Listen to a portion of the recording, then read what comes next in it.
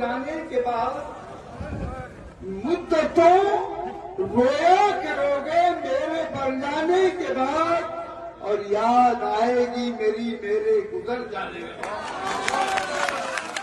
भारतीय राजनीति के इतिहास में कई बड़े राजनेता आए और चले गए, लेकिन एक राजनेता ऐसे भी आए जिन्होंने भारतीय राजनीति में एक अलग मकाम हासिल किया। हम बात कर रहे हैं संभल के सांसद रहे डॉक्टर शफीकुर रहमान बर्क की, जिन्होंने 27 फरवरी 2024 को मुरादाबाद के एक निजी अस्पताल में अंतिम सांस ली। डॉक्टर शफीकुर रहमान बर्क साहब वो महान हस्ती थे जिन्हें तारुफ की बिल्कुल जरूरत नहीं है, लेकिन आज हम बर्क साहब की जिंदगी के उन पहलुओं पर रोशनी डालने जा रहे हैं जो शायद अब तक अनसुने रहे।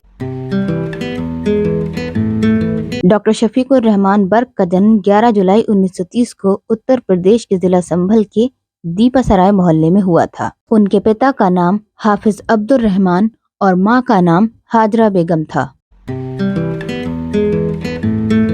बात अगर शिक्षा की करें तो शफीकुर रहमान साहब ने आगरा विश्वविद्यालय से बीए किया था।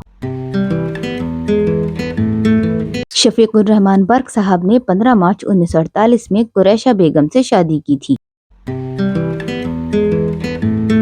बर्क साहब का एक छोटा सा परिवार है, जिसमें एक बेटा ममलूकुर रहमान बर्क, एक पोता जियाउर रहमान बर्क है जो कि कुंदरकी का विधायक है, और 3 पोतियां हैं। उनकी एक पोती डॉक्टर है। आपको बता दें कि मुरादाबाद के जिस अस्पताल में उनका निधन हुआ, उसी में उनकी पोती काम करती है।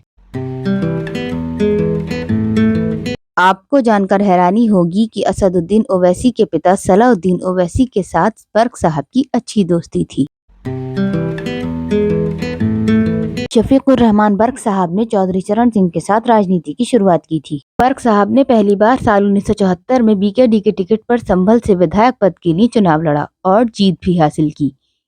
इसके बाद साल 1977 में जनता पार्टी से, 1985 में लोक दल से और 1989 में जनता दल से विधायक रहे। समाजवादी पार्टी के गठन के समय से ही उन्होंने मुलायम सिंह जी के साथ मिलकर काम किया था। इस तरह से वो सपा के फाउंडिंग मेंबर भी रहे। 1996 में उन्होंने पहली बार सपा के टिकट पर मुरादाबाद से सांसद पद का चुनाव लड़ा और जीत दर्ज की। इसके बाद वो 2004 तक लगातार सपा के टिकट पर सांसद रहे। साल 2009 में उन्होंने अपनी सीट और पार्टी दोनों बदल दी और बीएसपी के टिकट पर संभल से चुनाव जीता। साल 2019 में सपा और बसपा के गठबंधन ने उन्हें फिर से सांसद बना दिया। बर्क साहब फिर से सपा में लौट आए। मौजूदा साल 2024 में भी अखिलेश ने पहली ही लिस्ट में उन्हें संभल से उम्मीदवार घोषित किया था। डॉक्टर शफीकुर रहमान बर्क साहब सिर्फ संभल या यूपी के ही नहीं बल्कि पूरे देश के प्रिय नेता थे। उनकी ख्याति अंतर्राष्ट्रीय स्तर की थी।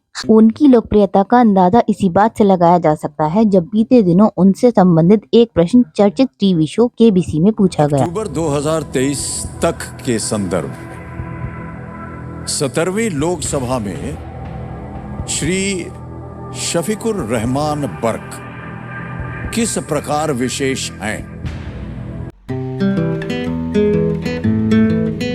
बर्क साहब की अंतिम इच्छा थी कि वह संभल को तरक्की पर देखें और वो संभल में एक यूनिवर्सिटी बनाना चाहते थे।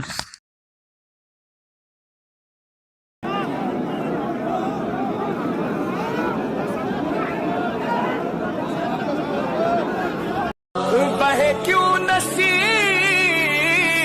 नायश के गम, रहे क्यों न लब पे मेरे फुगा, हम बेकरार वो छोड़ कर सहरा गुजार चला गया।